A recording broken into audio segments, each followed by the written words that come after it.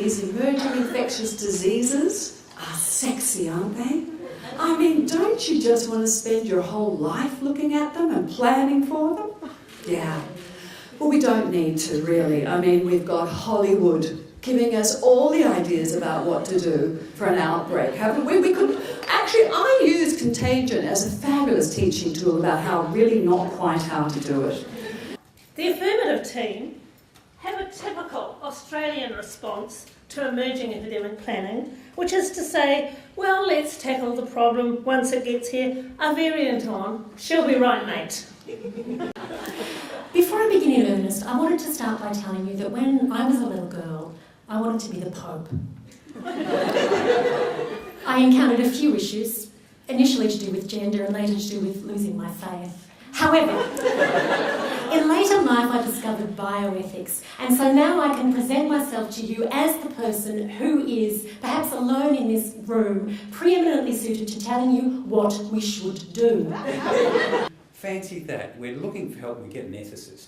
How did you know it was an ethicist? What they said was absolutely true, but absolutely useless. The breadth. You talked about doctor-patient ratios, you talked about slums, you talked about deforestation, you talked about global warming, you talked about public housing. I thought you were going to bring out a cuddly puppy. Why not? Why not? The audience would have loved it. You could have stroked it. You could have threatened us with killing it, and then we would have come off with that. Enough of that nonsense. Let's get on with the science. The medicine for brain is philosophy.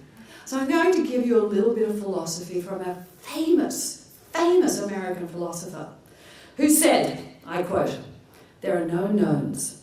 These are the things we know.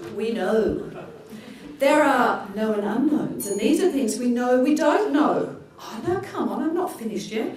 There are unknown unknowns, and these are the things we don't know we don't even know. So I'd like to know how you're going to plan for unknown unknowns, because all our plans that we already have cover the known knowns. Think Ebola, we now know about that, and the unknown unknowns. The unknown knowns came from the fog of war. Is this what we're going to hear from the affirmative side? The fog of ideas, or lack of ideas? Planning for emerging epidemics is a waste of time and resources. We still haven't heard a scientific justification for the negative case. What we've had is obfuscation about when is an epidemic an epidemic. Of course we know about HIV, it was an epidemic, it was recognised as an epidemic way times ago. George, were you on our side, mate? Did you read the title? Do you see infectious diseases there? You described an epidemic of ageing, disability, obesity, chronic diseases of lifestyle, and said we needed to plan for it. Well, you killed yourself. There's nothing about infectious diseases. The only way, of course, they can win is by a combination of obfuscation, low humour, and skullduggery. And let me tell you, at this point in the debate, I have not been disappointed at all.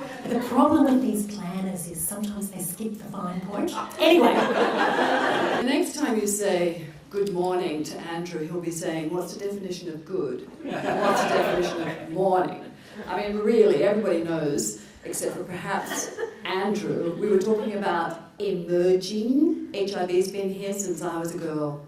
There's a definition of an emerging epidemics that's on the WHO website, and it's about epidemics that are less than 35-year-old. How long since you were a young woman, Mary?